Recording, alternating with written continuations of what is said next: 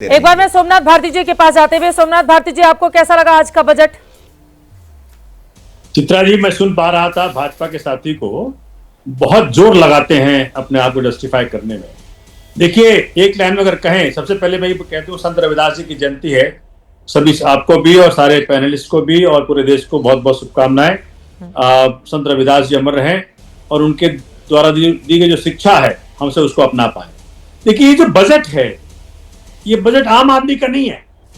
ये बजट बड़े कॉरपोरेट और क्रोनी कैपिटलिस्ट का बजट है। इंफ्रा पर जोर है, मानता हूं, लेकिन स्वास्थ्य पर जोर इस बार उन्होंने 4,000 करोड़ कम कर दिया। एजुकेशन पे जोर 6,500 करोड़ कम कर दिया। रूरल डेवलपमेंट पे जोर 54,000 करोड़ कम कर दिया।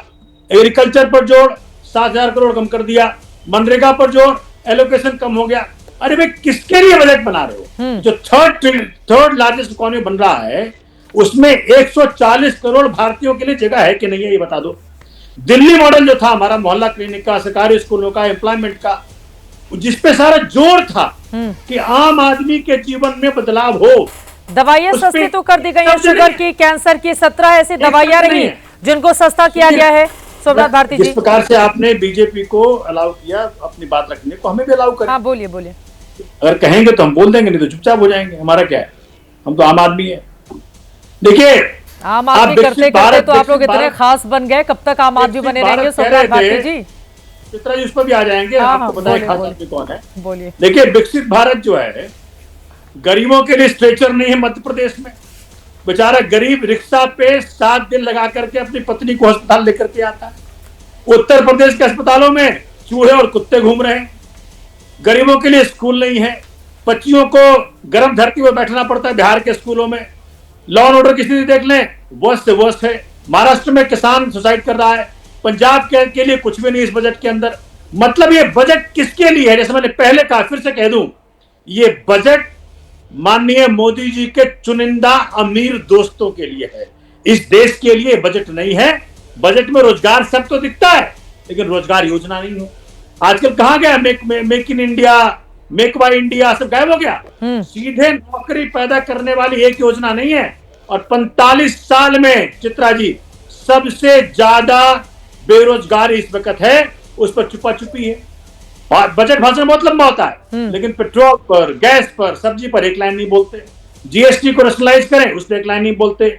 एलपीजी सब्सिडी हो, उस पर एक लाइन नहीं बोलते। मध्यम वर्ग के लिए खास करके चित्रा, जो कि सारा बजट का दारोमदार मध्यम वर्ग पर पड़ता है, उसके लिए कोई ठोस राहत नहीं है। ठीक है। और मैं आपको बता दूं, महात्मा गांधी स्वरोजगार योजना का ऐलान किया गया है। एआई के जरिए गवर्नेंस को बेहतर किए जाने, प्रोडक्टिविटी बढ़ाने की भी बात कही गई है। सोमनाथ भारती जी, मुझे बता दें चित्रा जी, क्या ये इनमें दम है? ये बता दें कि जो हमने पिछले अनाउंसमेंट करी थी पिछले बजटों में जी, उसका अगर आज दे दें कि तथ्यात्मक स्टेटस क्या है आज के तारीख में, इनमें दम है? नहीं है। ये नई बातें बनाएंगे। 2040 चुनाव होगा अगले 5 साल बाद, सीधे 2047। मतलब करते क्या है? ये जनता को गुमराह करने में माहिर हैं। एक शब्द नहीं है इनके पास कि जो आज का गरीब महंगाई की मार झेल रहा है, शिक्षा का, स्वास्थ्य का सबसे बुरी हालत है देश में, फ्रॉड पे फ्रॉड होता जा रहा है, उस पे एक शब्द नहीं है। बोले गुरु प्रकाश पासवान जी, इनको कह रहे हैं जो मेन मुद्दे हैं उस पर बोलने के लिए आपके पास एक शब्द भी नहीं है। नहीं चित्रा जी, मुझे लगता है कि हमारे आम आदमी पार्टी के जो लोग हैं वो बेरोजगारी से परेशान हैं, तो वो हो सकता है वो बेरोजगार हो गए हैं, दिल्ली में बेरोजगार हो गए और आने वाले समय पंजाब में बेरोजगार हो जाएंगे। उनको नहीं दिखेगा, उनको नहीं दिखता है कि आयुष्मान भारत से 5 लाख तक का हेल्थ इंश्योरेंस सभी गरीब लोगों को मिलता है। इनको वही दिखेगा कि मध्य प्रदेश में एक दुर्घटना हो जाती है, उत्तर प्रदेश में एक दुर्घटना हो जाती है। मैं चाहूं तो आपको बता दूं कि पंजाब में आपने अपने दलित समाज के छात्रों को छात्रवृत्ति नहीं दी है। मैं इनके बीच में नहीं बोल रहा था चित्रा जी, इनके बीच में बोलना था मुझे। नहीं बोलेंगे। आप संत रविदास को याद कर रहे थे, संत रविदास को आप याद कर रहे थे, बहुत अच्छा किया आपने। संत रविदास को मानने वाले दलित समाज के छात्रों को छात्रवृत्ति नहीं दी है आपकी पंजाब की सरकार ने। आपकी पंजाब की आम आदमी पार्टी की सरकार ने दलित समाज के छात्र वहां पे आंदोलन करते करते थक गए, लेकिन आपने उनको छात्रवृत्ति नहीं दिया, उनको स्कॉलरशिप नहीं दिया। तो तो आपने जिस श्रद्धा से संत रविदास जी को स्मरण किया, उनको श्रद्धा सुमन अर्पित किया, मैं प्रार्थना करता हूं, मैं आशा करता हूं आपसे कि उसी श्रद्धा से आप पंजाब में दलित समाज के छात्रों को वहां छात्रवृत्ति भी दे देते। हालांकि आपका पुराना ट्रैक रिकॉर्ड है, वाल्मीकियों से, दलितों से आपके मन में विशेष नफरत है जो दिखते रहती है, सफाई कर्मचारियों से आपके मन में विशेष नफरत है दिखते रहती है, गरीबों से आपके मन में विशेष नफरत है दिखते रहती है। शीश महल आपका क्या बनाया हुआ है और आज भी आम आदमी का ढकोसला आप बताते हैं, लोगों को शर्म आनी चाहिए। मुझे लगता है कि इस बजट को लेकर के चित्रा जी मैं पुनः बोलना चाहता हूं, लेगेसी इंडस्ट्रियल क्लस्टर से रोजगार क्रिएट नहीं होगा, ये लोग ऐसा बोलना चाहते हैं। अब उनके शीश महल से थोड़ा आगे बढ़ के हमारे दर्शकों को ये बताइए, अगर लोग अपने घर के सपने को साकार करना चाहेंगे गुरु प्रकाश पासवान जी, तो वो सपना कैसे पूरा होगा? अभी तो आपको पता है प्रॉपर्टी के रेट आसमान छू रहे हैं, क्या इस बजट में ऐसी व्यवस्था की गई है? नहीं, देखिए ऐसा है कि घर के हमारे जो सपने हैं, हमें अगर घर बनाना है और घर बनाएंगे तो चित्रा जी सड़क भी तो रहेगी ना वहां पे, और सड़क कैसे आएगी अगर इंफ्रास्ट्रक्चर नहीं रहेगा? इंफ्रास्ट्रक्चर रहेगा तब तो हमारे घर के एरिया का महत्व बढ़ेगा, वैल्यू बढ़ेगी। इंफ्रास्ट्रक्चर होगा, हमारे सड़कें बनेंगी, पुल बनेंगे, एयरपोर्ट बनेंगे। और इंफ्रास्ट्रक्चर पे पहली बार पिछले 45 वर्षों की बात कर रहे थे, इंफ्रास्ट्रक्चर पे बजट का 10% से ज्यादा का हमारा वहां खर्चा जा रहा है। इतनी प्राथमिकता हमने दी है, इतनी प्रायोरिटी हमने दी है इंफ्रास्ट्रक्चर को लेकर के।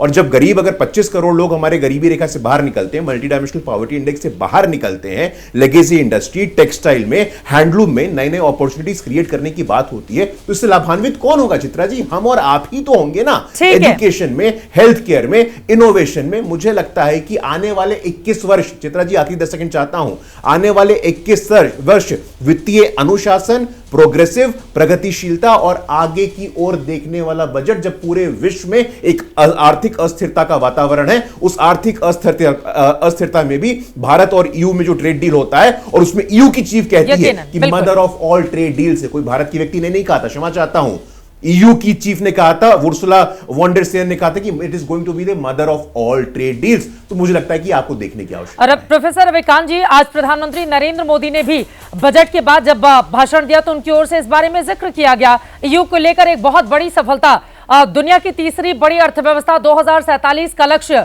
उनका यह कहना है कि सिर्फ लोक लुभावने वायदे नहीं, समयबद्ध तरीके से डिलीवरी पर विश्वास रखती है भारतीय जनता पार्टी कि देश को आगे कैसे लेकर जाना है। रविकांत जी। हाँ, तो पिछले 11 साल का भी जरा हिसाब दे देते हैं। आपने वादा किया था कि 2 करोड़ रोजगार हम प्रतिवर्ष देंगे, कितना मिला? 2022 में किसानों की आमदनी दोगुनी होनी थी, वो कितना हुआ? 100 स्मार्ट सिटीज आपके कहाँ बने हुए हैं, जरा वो बता दीजिए। सांसदों ने गोद में गांव लिए थे, वो कहाँ है, जरा वो बता दीजिए। ये केवल लफाजी करना, केवल जुमलेबाजी करना कि हम 2047 में ये करेंगे, 3047 में ये करेंगे, इससे देश नहीं चलता है। देश चलता है ठोस योजनाओं से। और अभी गुरु प्रकाश जी कह रहे थे, वो आरोप लगा थे सोमनाथ भारती पर, पंजाब में उन्होंने दलितों को फेलोशिप नहीं दी। अरे स्पेशल कंपोनेंट प्लान का क्या हुआ? जो दलित 76 बच्चे SC ST के विदेशों में पढ़ने के लिए जाना चाहते थे, उसके लिए तो आपकी सरकार ने बजट दिया नहीं, और आप आरोप लगाएंगे सोमनाथ भारती पर। तो बीजेपी की सरकार की आदत है पंजाब में कांग्रेस आम आदमी पार्टी के खिलाफ लड़ेगी या फिर वहां पर भी गठबंधन करेगी?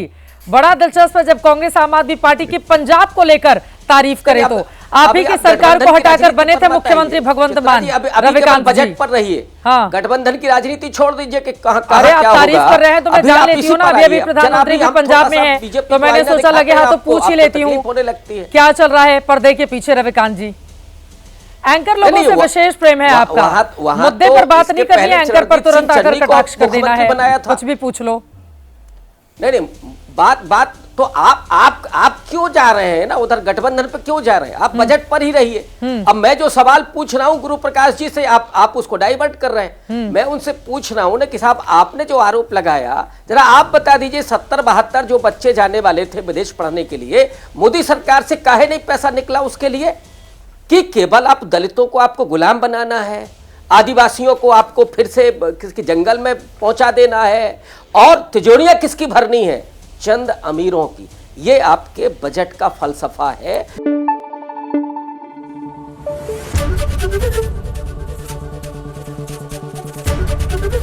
ABP न्यूज आपको रखे आगे।